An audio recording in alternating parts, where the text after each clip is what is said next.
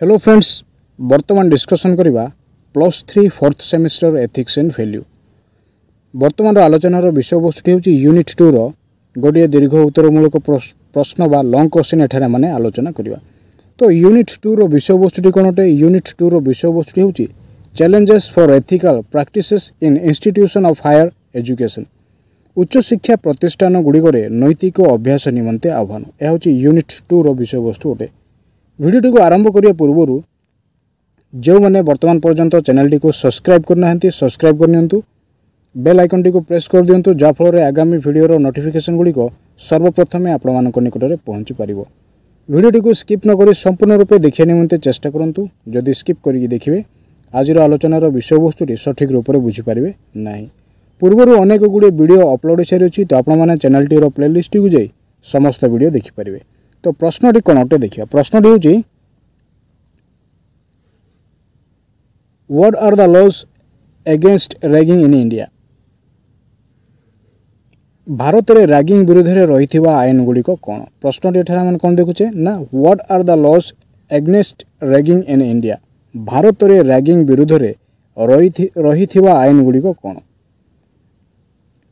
वर्तमान प्रायतः रैगिंग साधारणतः मानव पद्धति निष्ठुर निर्दय और अमानुषिक पद्धति रे परिवर्तन होइछि।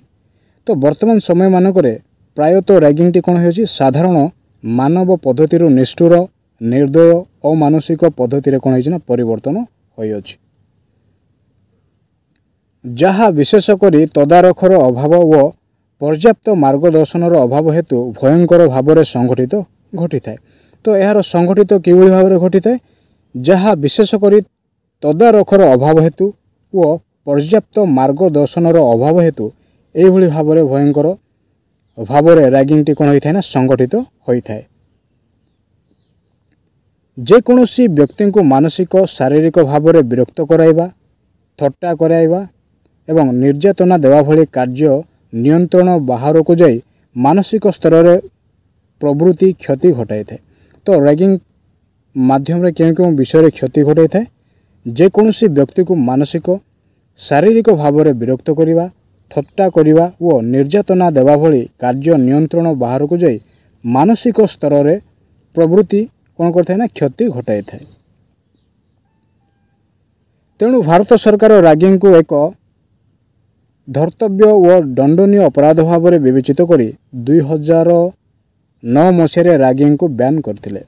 तो ये समस्त विवरणी बा ये समस्त घटनावली को सरकार अध्ययन करिया पर कौन करथिले ना से भारत सरकार रैगिंग को एक धर्तव्य व दंडनीय अपराध भाव में विवेचित करी 2009 मसीह से कौन करथिले ना रैगिंग गुड़ी को बैन करिया पय निष्पत्ति ग्रहण करथिले।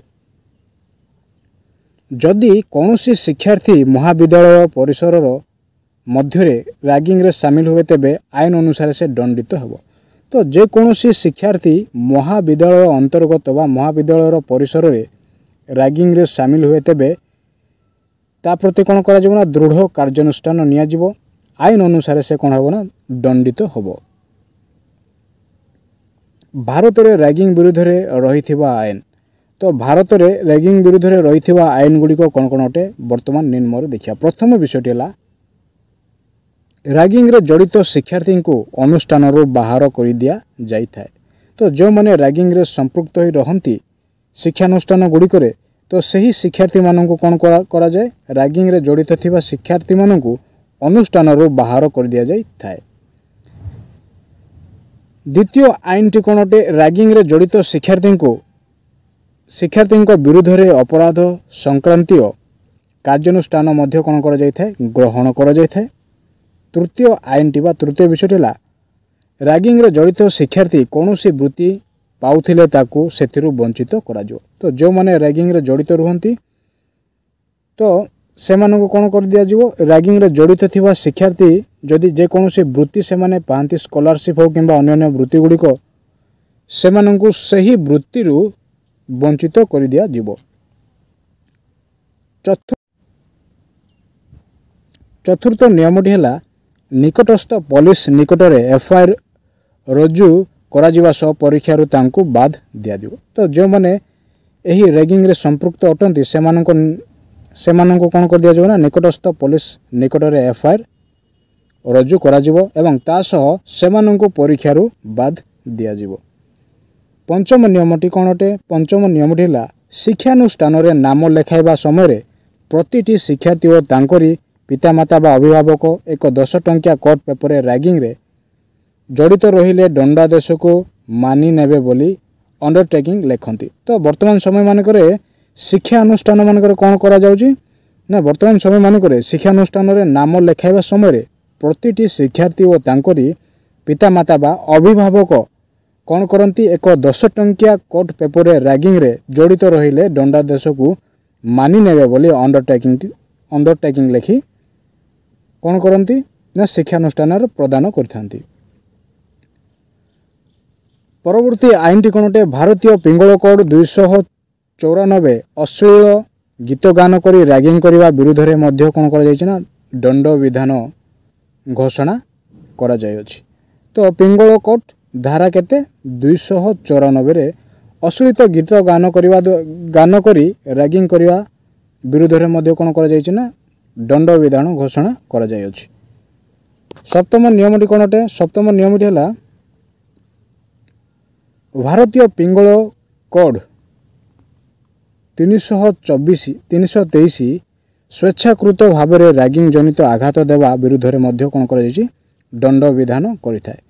ତ ଭାରତୀୟ ପିଙ୍ଗଳ କୋଡ୍ ଧାରା 324ରେ କ'ଣ କରାଯାଇଅଛି ନା ସ୍ୱେଚ୍ଛାକୃତ ଭାବରେ ରାଗିଂ ଜନିତ ଆଘାତ ଦେବା ବିରୁଦ୍ଧରେ ଦଣ୍ଡବିଧାନ କରାଯାଇଅଛି। ପରବର୍ତ୍ତୀ ବିଷୟଟି ହେଲା ଭାରତୀୟ ପିଙ୍ଗଳ କୋଡ୍ 324 ଏବଂ 326 ସ୍ୱେଚ୍ଛାକୃତ ଭାବରେ ବିପଜ୍ଜନକ ଅସ୍ତ୍ର ବା ଉପାୟ ଦ୍ୱାରା ରାଗିଂ ଜନିତ ଆଘାତ ସୃଷ୍ଟି କରାଇବା ବିରୁଦ୍ଧରେ ମଧ୍ୟ କ'ଣ କରାଯାଇଛି ନା ଦଣ୍ଡ ଘୋଷଣା କରାଯାଇଛି। ତ ଭାରତୀୟ ପିଙ୍ଗଳ କୋଡ୍ ଧାରା 324 ଏବଂ 326 ମଧ୍ୟରେ ଏହି ଆଇନଟି ଅନ୍ତର୍ଭୁକ୍ତ ଅଟେ। ପରବର୍ତ୍ତୀ ବିଷୟଟି କ'ଣ ଅଟେ? ଭାରତୀୟ ପିଙ୍ଗଳ କୋଡ୍ 325 ଧାରା ଅନୁସାରେ ସ୍ୱେଚ୍ଛାକୃତ ଭାବରେ ମାନସିକ ଓ ଶାରୀରିକ ଭାବେ ଗୁରୁତର ଆଘାତ ନିମନ୍ତେ ଦଣ୍ଡବିଧାନ କରାଯାଇଥାଏ। ତ ଭାରତୀୟ ପିଙ୍ଗଳ କୋଡ୍ 325 ମାଧ୍ୟମରେ କ'ଣ କରାଯାଇଥାଏ? ସ୍ୱେଚ୍ଛାକୃତ ଭାବରେ ଯେଉଁମାନେ ମାନସିକ ଓ ଶାରୀରିକ ଭାବରେ ରାଗିଂ କରିଥାନ୍ତି ସେମାନଙ୍କୁ ମଧ୍ୟ କ'ଣ କରାଯାଇଥାଏ? ଭାରତୀୟ ପିଙ୍ଗଳ କୋଡ୍ 325 ଧାରା ଅନୁସାରେ ଦଣ୍ଡବିଧାନ କରାଯାଇଥାଏ।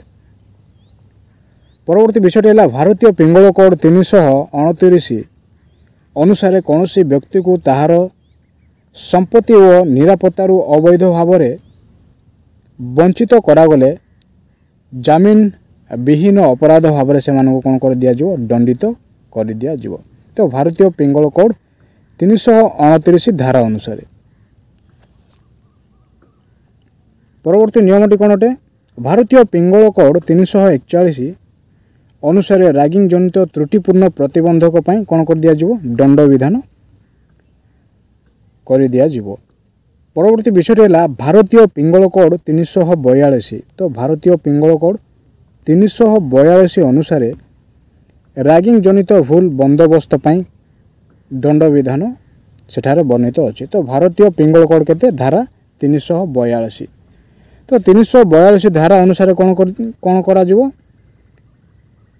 ରାଗିଂ ଜନିତ ଭୁଲ ବନ୍ଦୋବସ୍ତ ପାଇଁ ଦଣ୍ଡବିଧାନ ସେଠାରେ ବର୍ଣ୍ଣିତ ଅଛି।